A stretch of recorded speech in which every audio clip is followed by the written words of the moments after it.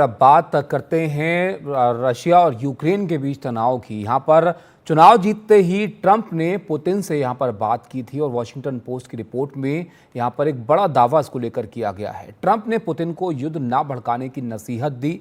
Europe में तैनात US force की बात कहकर भी चेताया। दोनों नेताओं ने यूरोप में शांति के फॉर्मूले पर बात की और ट्रंप पुतिन की बातचीत पर रूस के बयान का अब इसके बाद इंतजार है। ऐसे में सवाल है कि यहाँ पर डोनाल्ड ट्रंप के राष्ट्रपति बनने के बाद क्या रूस और यूक्रेन के बीच जो तनाव के हालात हैं उसमें कोई सुधार आएगा या ये युद्ध जो है ये रुकेगा।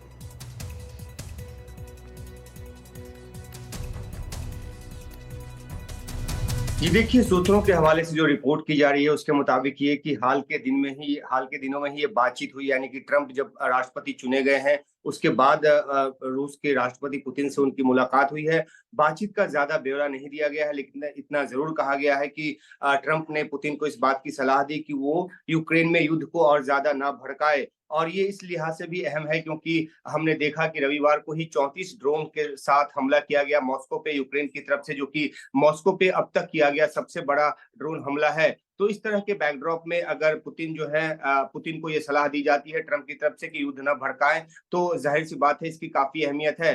ट्रंप ने आपने सही कहा कि उन्होंने ये कहा था कि 24 घंटे के भीतर वो युद्ध को रुकवा देंगे, तो अब उन पे ये जिम्मेदारी है और दारोमदार भी है कि कैसे किस फॉर्मूले के तहत वो जो है युद्ध को रुकवाते हैं। जो अब तक का फॉर्मूला उनकी टीम की तरफ से निकलकर सामने आया है उसके मुताबिक ये है कि जो भी फ्रंट लाइन अभी तक यूक्रेन और रूस के बीच है उसको फ्रीज कर दिया जाए, जो जहां है वहीं पे उसको स्थिर कर दिया जाए और 800 मील लंबा जो है एक जो बफर जोन है वो बनाया जाए और उस बफर जोन पर यूरोपियन सेना को तैनात किया जाए। अमेरिका अपनी तरफ से कोई सेना नहीं भेजेगा। और इस तरह के फॉर्मूले पर जो है वो ट्रंप की जो टीम है वो काम कर रही है। हालांकि आधिकारिक तौर पे इस बात को नहीं कहा गया है ट्रंप की तरफ से, लेकिन वो चाहते हैं कि जो यूक्रेन को अमेरिका की तरफ से जो बड़ी आर्थिक मदद और सैन्य मदद जो मिलती है, जो कि अब तक 24 फरवरी 2022 से लेकर अब तक तकरीबन 66 बिलियन जो अमेरिकी डॉलर है उसका मिलिट्री एड जो है वो यूक्रेन को मिल चुका है, वो उसको घटाना चाहते हैं। और दूसरी तरफ वो जो नेटो में जो कंट्रीब्यूट करता है अमेरिका, उसको भी अमेरिका फर्स्ट पॉलिसी के तहत घटाना चाहते हैं। तो उनकी तरफ से एक दबाव रहेगा कि यूक्रेन भी जो है वो इस बात के लिए मान जाए कि वो जो जेलेंस्की कहते हैं राष्ट्रपति यूक्रेन के, कि वो बिना 5 एनेक्स हुए एरिया के वापसी के वो युद्ध रोकने को तैयार नहीं होंगे और उसमें क्रीमिया भी शामिल है। तो क्या नेटो में शामिल होने की जिद यूक्रेन छोड़ता है?